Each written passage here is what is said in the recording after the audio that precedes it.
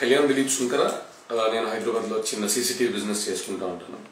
పవన్ కళ్యాణ్ గారు కొన్ని లక్షల మంది అభిమానులాగే నేను కూడా ఆయనకు ఒక అభిమానిని.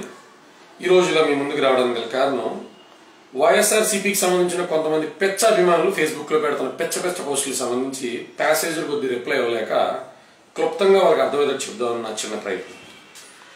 తెలుసు మీ అందరికీ ఈరోజు పవన్ కళ్యాణ్ గారు గుంటూరు పర్యటన జరిగిందని, అందులో పవన్ కళ్యాణ్ గారు చాలా సుస్పష్టంగా కొన్ని విషయాల్ని ప్రస్తావించడం జరిగిందని, దానికి సంబంధించి సగం అర్థమైనటువంటి సాక్షి టీవీ ఫాలోవర్స్ కి, స్టీవ్ జాబ్స్ తో పెచ్చెక్కపై పోల్స్తున్నటువంటి జగన్మోహన్ రెడ్డి గారి అభిమానులకి పెట్టినటువంటి పోస్టులు, వాళ్ళు పెట్టినటువంటి పోస్టులు ఎలా ఉన్నాయంటే, పవన్ కళ్యాణ్కి తెలియలేదా చంద్రబాబు నాయుడు ఇట్లాంటి దుర్మార్గుడని, ఎలక్షన్ల ముందు సపోర్ట్ చేసేటప్పుడు తెలియదా ఈ అమూల్ బేబీకి రైతులు బాధపడతారని, సగం నాలెడ్జ్ ఉంది కాబట్టి సగంలోని యూ టర్నింగ్ తీసుకుంటున్నాడా, చంద్రబాబు నాయుడు బీజేపీ కలిసి ఇచ్చిన డబ్బులు ఖర్చు అయిపోయాయి కాబట్టి మళ్ళీ డబ్బుల కోసం డిమాండ్ చేస్తున్నాడు.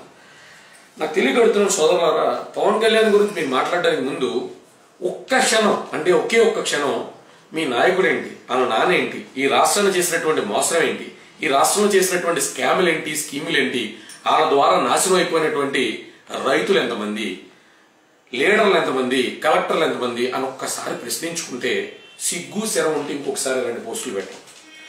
వ్యాన్పిక్ అనేటువంటి ఒక్క స్కామ్ గురించి, మన ఎంఆర్ గురించి మాడుకోవద్దు, ఓఎంసీ గురించి మాడుకోవద్దు, లేపాక్షి గురించి మాడుకోవద్దు, వ్యాన్పిక్ అనే ఒకే ఒక్క స్కామ్కి సంబంధించి మీ నాయకుడికి సంబంధం లేదని మీ సాక్షిలో మీరే డప్పు కొట్టేసుకున్నారు. పోనీ మీ నాయకుడు వాళ్ళ తండ్రికి ఏమైనా సంబంధం ఉందా, స్వర్గీయ రాజశేఖర రెడ్డి గారికి ఏమైనా సంబంధం ఉందా?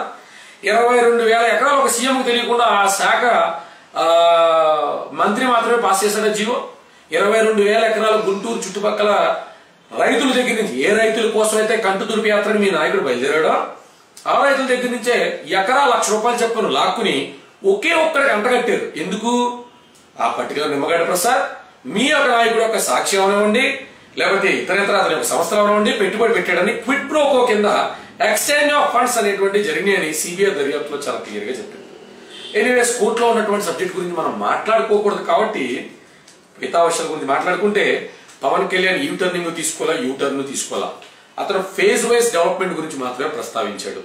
సింగపూర్ లాంటి ఒక అద్భుతమైనటువంటి దేశాన్ని మనం నమూనాగా తీసుకుంటున్నప్పుడు, ఎగ్జాంపుల్ గా తీసుకుంటున్నప్పుడు, ఆ దేశం ఎలాగైతే 8,000 నుంచి 9,000 ఎకరాలతో స్టార్ట్ చేసి ఈ రోజు 15,000 ఎకరాల విస్తీర్ణంలో తన యొక్క అద్భుతమైనటువంటి రాజధాని నిర్మించుకుందో, అద్భుతమైన దేశాన్ని నిర్మించుకుందో, అలాంటి ఒక ఎగ్జాంపుల్ గా తీసుకుని మనం ఎందుకు తక్కువ శాతం ల్యాండ్స్ తో స్టార్ట్ చేసి ఫేజ్ వైజ్ డెవలప్మెంట్ లో 30,000కి వెళ్ళొచ్చు కదా, ఒకేసారి తీసుకోవడం ఎందుకని తన భావనని, తన ఒక ఆలోచనని వ్యక్తపరిచాడు. దాంట్లో టీడీపీకి ఎగ్నెస్ట్ వెళ్ళింది ఏముందా? అసలు ఏం మాట్లాడుతున్నారు, ఏం పోస్టులు పెడుతున్నారు అర్థమవుతుందా?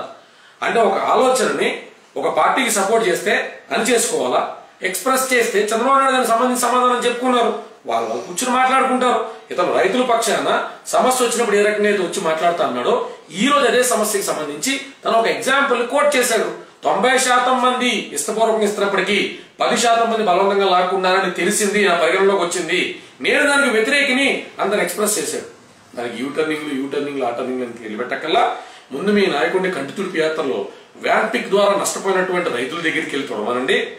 ఆ తర్వాత ఒక మంచి కార్యం కోసం పవన్ కళ్యాణ్ లేకపోతే చంద్రబాబు నాయుడు కష్టపడుతున్న దానికి సంబంధించి క్రిటిసైజ్ చేయొచ్చు. అంటే క్రిటిసైజ్ చేస్తే మాటకి వాల్యూ పోద్దు భయ్యా. ఎందుకంటే కన్స్ట్రక్టివ్ క్రిటిసిజం అందరూ కూడా యాక్సెప్ట్ చేస్తారు. కన్స్ట్రక్టివ్ క్రిటిసిజం అంటే బహుశా మీకు తెలియపోవచ్చు, అయిన దానికి కాందానికి మీ ఓడు జోకర్లని, బఫూన్లని, లేదా మీరేమో పచ్చ సోదరులని, మేమేమో పవన్ కళ్యాణ్ ఏదో అని పెద్ద సోదరులని కమెంట్లు కాదు భయ్యా. ముందు మీరేంటి, మీ నాయకుడు ఏంటి, 10 సంవత్సరాల్లో 1,000 కోట్లు స్కామ్ చేసినటువంటి వ్యక్తి, అతనికి ఓ ఫాలోషిప్, మీరు ఓ ఫాలోవర్స్, మీరు పవన్ కళ్యాణ్ గురించి కామెంట్ చేస్తే దెయ్యాలు వేదాలు వాళ్ళు ఇచ్చినట్టు, పతితలు వచ్చి ప్రాతిపత్యం గురించి మాట్లాడినట్టు నాన్న. అందుకు దయచేసి ఎప్పుడు పవన్ కళ్యాణ్ గురించి కామెంట్ చేయొద్దు.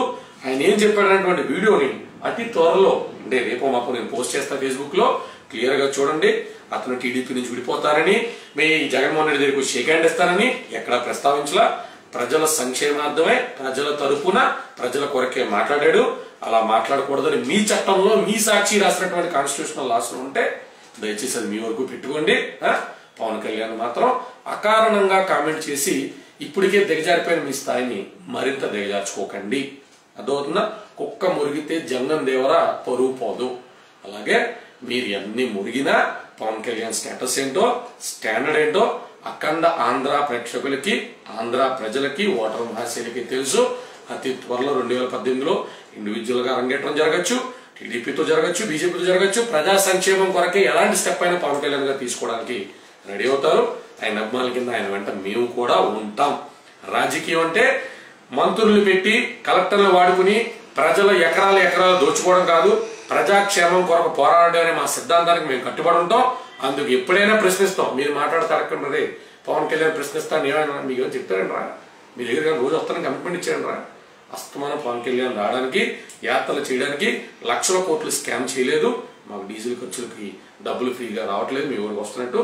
అది ఎప్పుడు రావాలో సమయం సందర్భానుసారం పవన్ కళ్యాణ్ వచ్చి ఈ రోజు వచ్చిన విధంగా ఖచ్చితంగా మాట్లాడతాడు.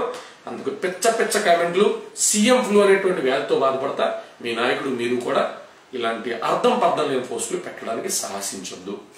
జై జనసేన.